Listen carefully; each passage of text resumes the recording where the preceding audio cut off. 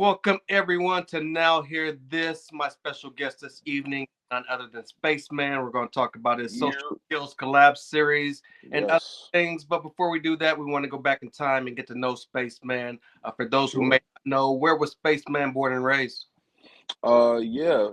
Just first of all, thank you, Sincere, for having me here on your show. I really appreciate it. You know what I'm saying? You're building a very cool culture that's acknowledging, you know what I'm saying, the talent and the underground and shit. So I appreciate you for what you do. Off Absolutely. rip.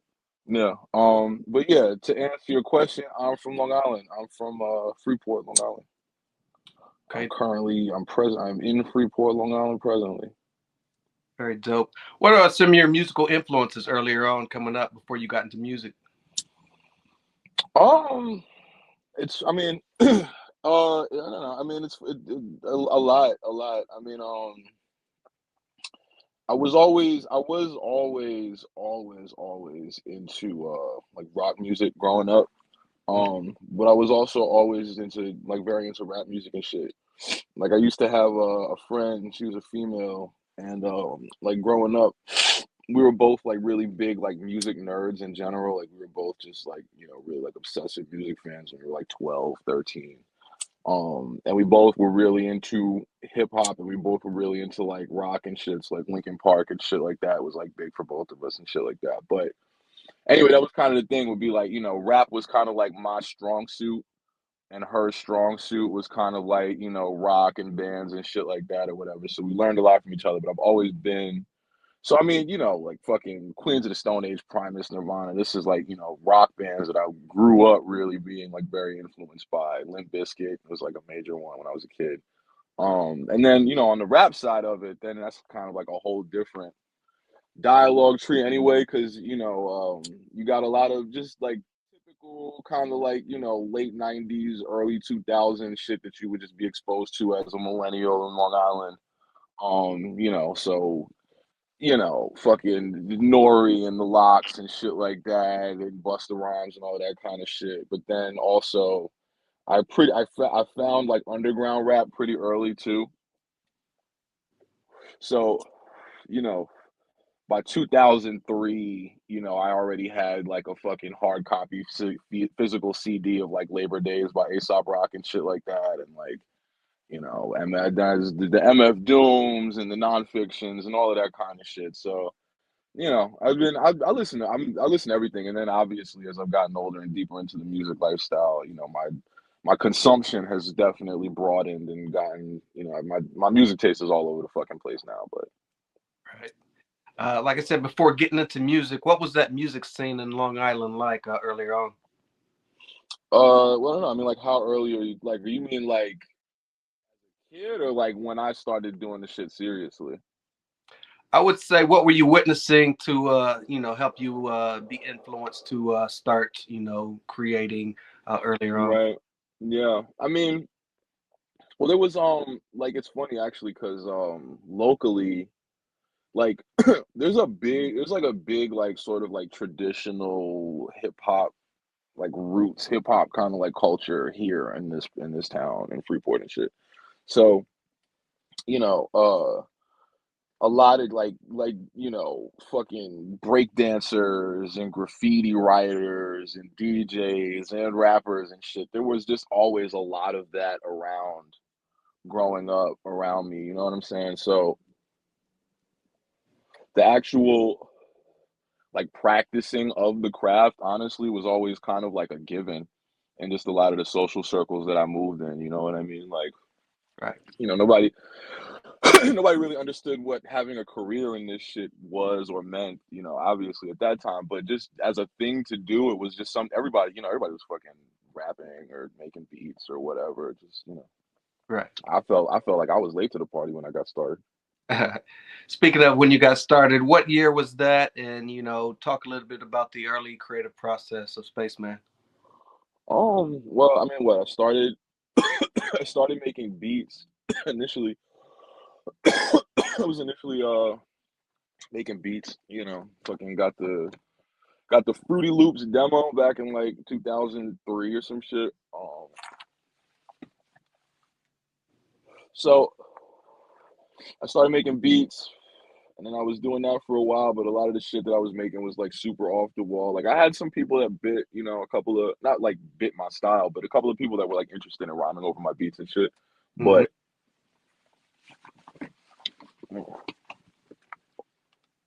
it's hot as fuck here. I'm baking this shit out for real, you know what I'm saying? Trying to keep a little bit of the atmosphere under control, but now the smoke is starting to fucking actually fog up the atmosphere, but it's all good. Yeah, so I started making beats. I was doing that for a while. I had like my own kind of sound that I was building up. You know, but after a certain point, like I forgot kind of what the thing was, but like more and more, I just kind of just fucking around and just being around in different opportunities and different situations. I just found myself becoming more and more comfortable on the mic. Um, and at a certain point, it just kind of clicked, and I was like, all right, you know, like I think I have more of what it takes to make a go as an actual MC and a rapper than as a, you know, I felt like I really had more of a future as a rapper than I did as a producer. Right. What were some of your early? Did you have any placements with other artists early on as a producer? No, no, no, no, no. Fucking, that's what I'm saying. Like by the time I even began to approach being serious about this shit, I was pretty much like really transitioning away from it. You know, you know, I mean, so, like I made some of the beats for like, cause I was in a group, whatever. This is kind of skipping ahead a little bit, but I was in a group for a while, for like a few years, and I worked on some of the beats for some of the different group projects and things like that. But I was never really the guy like sending beats out to artists and shit like that. You know, by the time I started really like networking and making connections, everybody knew me as a rapper. Right. What was the name of that group you were part of earlier on? Inner City Kids, ICK Okay. for abbreviation.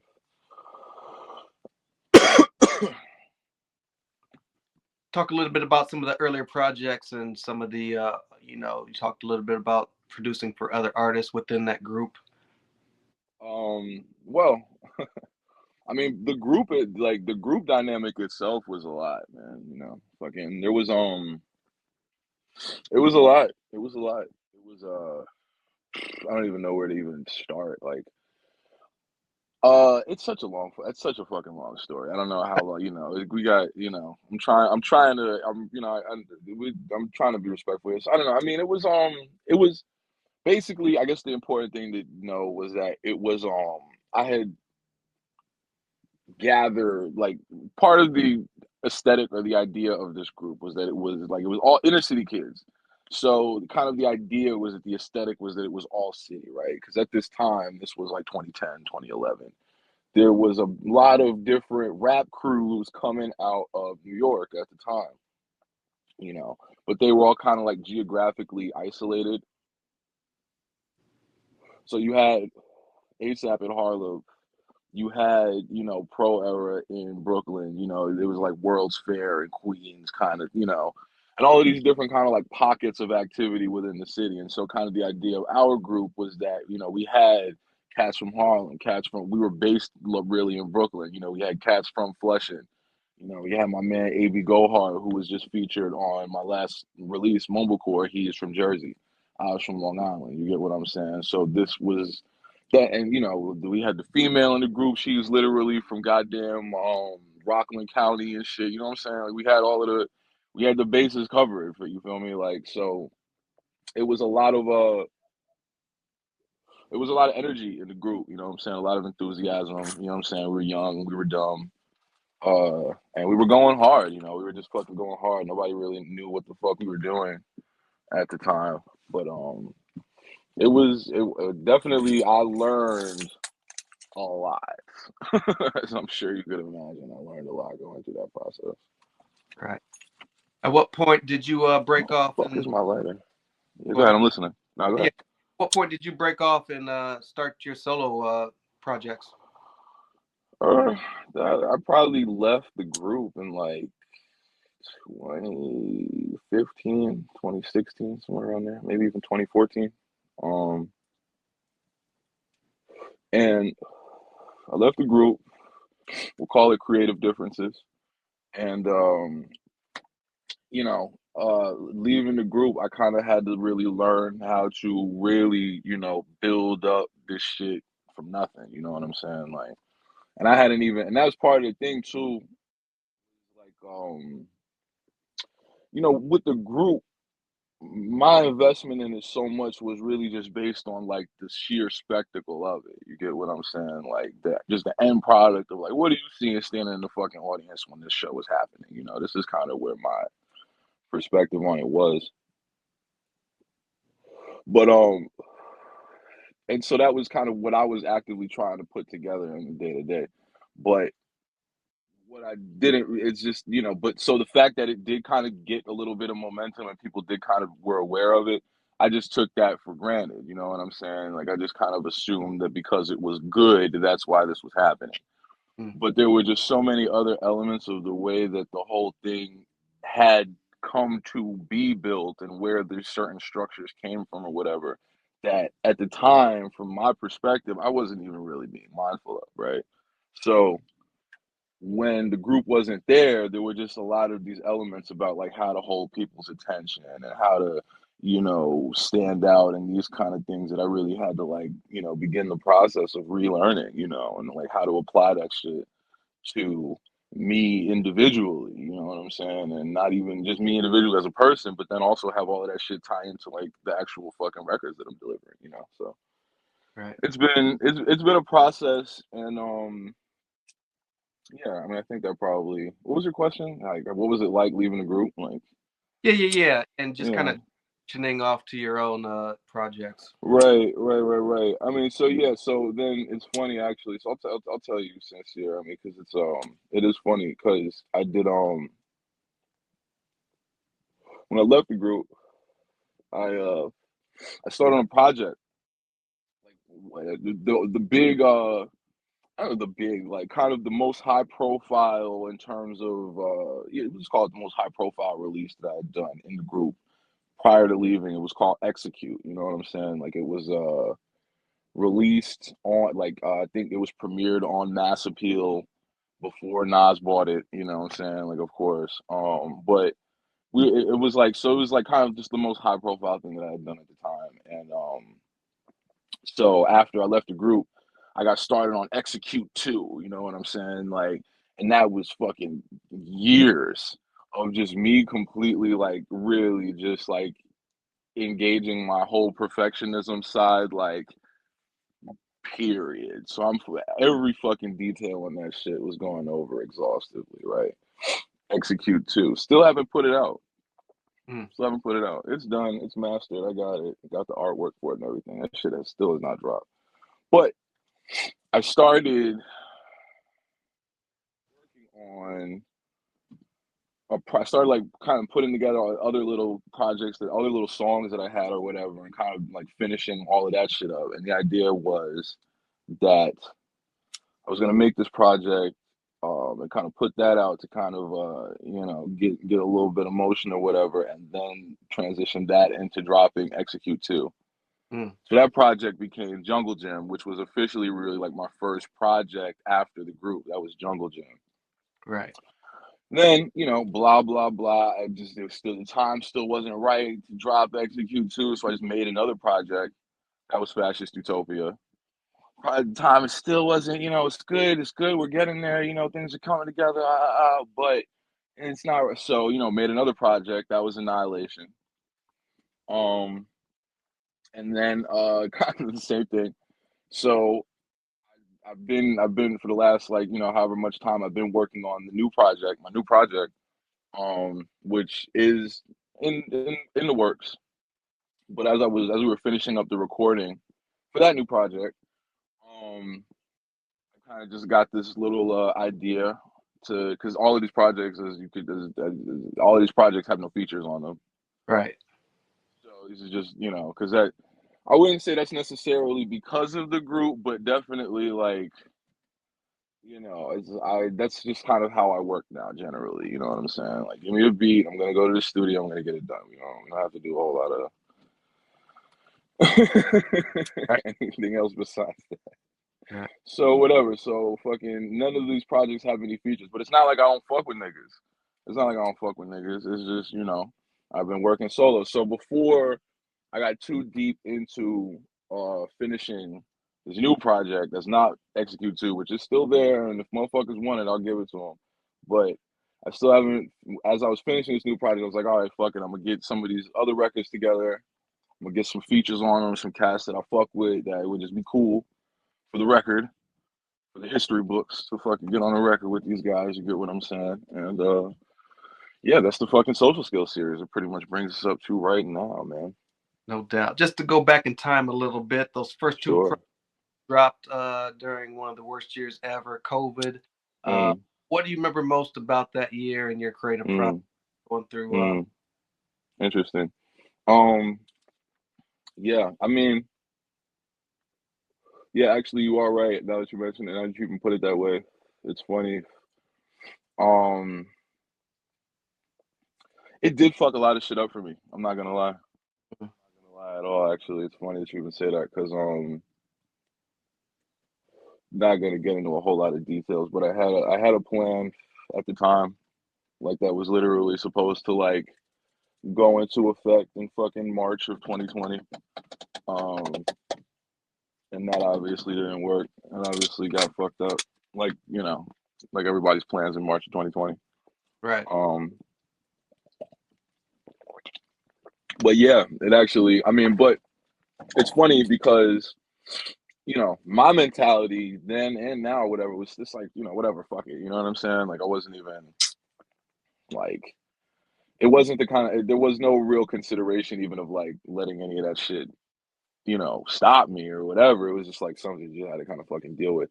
And because the reason that I even think that that's just such an interesting question though is because Jungle Gym, I had made lit. Jungle Gym was ready to go pretty much when the pandemic hit.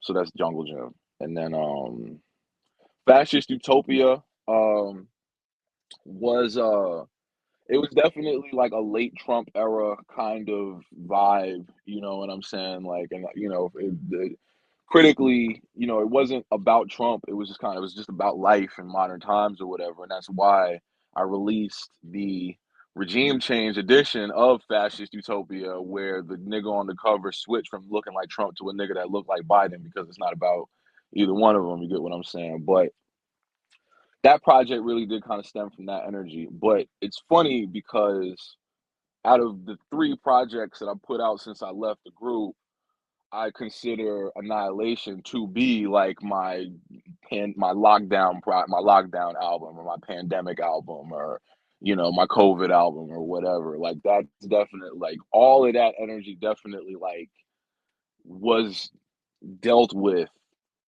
on Annihilation for sure. Like all of that other shit was kind of like material that if it hadn't really been there before the pandemic, it was still me kind of processing shit from way before that anyway. But yeah, my feelings on the pandemic and shit were definitely, addressed on Annihilation for sure. When Annihilation dropped in 2023, what kind of feedback did you get? Um, it was good. It was good. It's always been, I mean not even to sound away or whatever, but it's always been pretty good. Um, Annihilation, I think it's weird because it's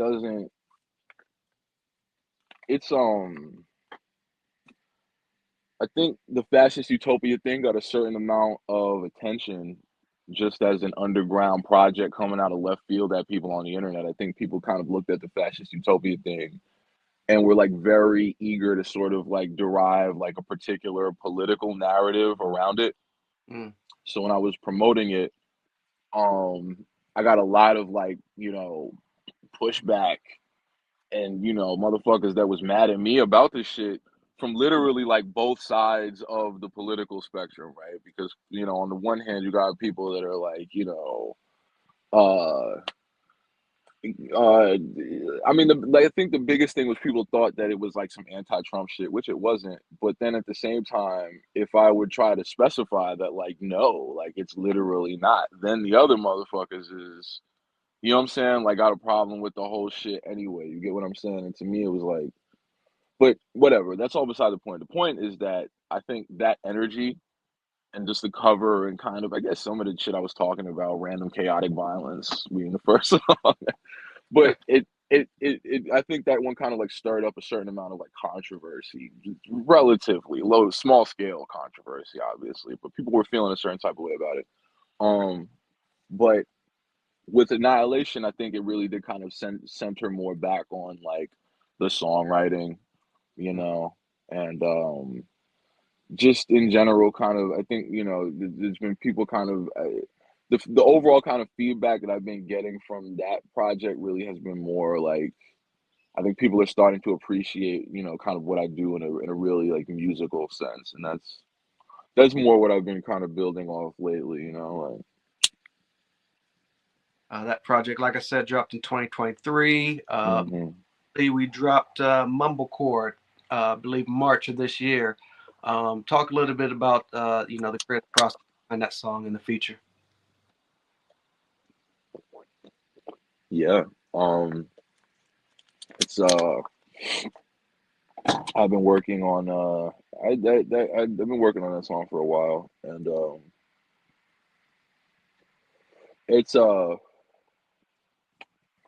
it's funny, just because I did like a live with AB on my Instagram, and at cyberspace 667. Yeah. But I did I did an interview or whatever. I did a live with AB, and we talked about the song. And it's funny because it's obviously like very straightforward, right? Like it's obviously just very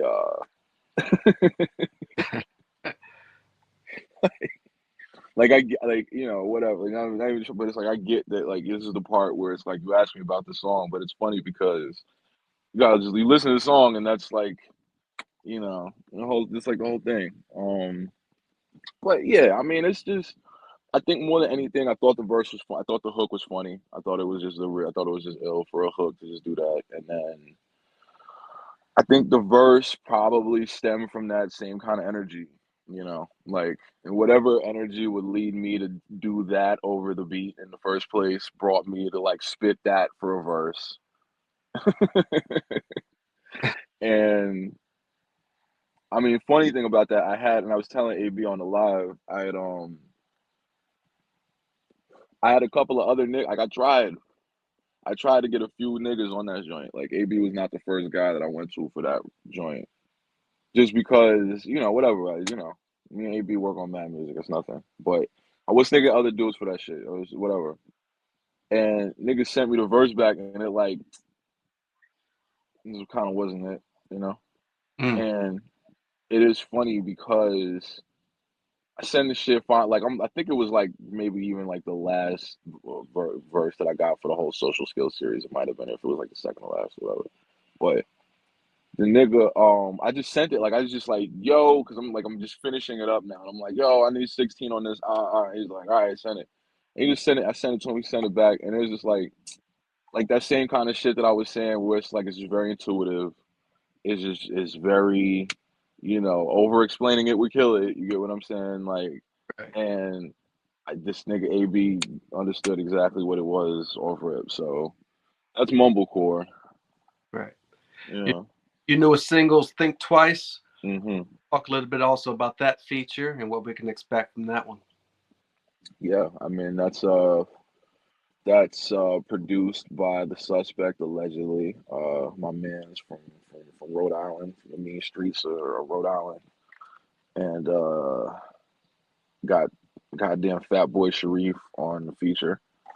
So it's very cool blending of styles, I think. Uh, Fat Boy Sharif, super, super, super fucking talented MC. He's on fire right now doing his thing. You know, I mean, it's cool, I don't, but Fat Boy, he really, because I'm a big in general, I'm a big originality guy, Mm.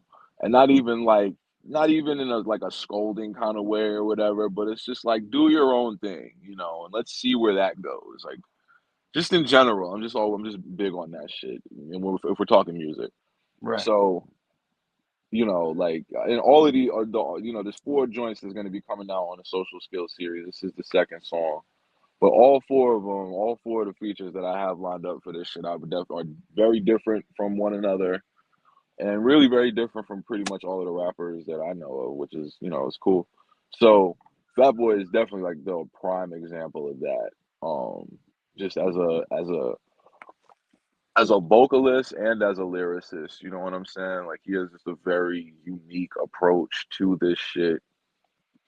And it's funny because, I have this is like terrible instinct towards like considering what he does to be like horrorcore, and Mm, it's not, and he makes it very clear that it's not horrorcore, right? And I respect that. But, I grew up being into that shit, you know what I'm saying? So it reminds me of that, right? right. And I just think it's very cool because he just has this very dark, uh but very vivid, way with language, you know what I'm saying? It keeps it very gutter, it keeps it very Jersey, you know what I'm saying? But it has this very sort of like, literary, I said literary fucking, but it's good. It's good stuff. So got some of that going on. My man Suspect allegedly linked up the beats, you know what I'm saying? I did what I do. Fucking, I think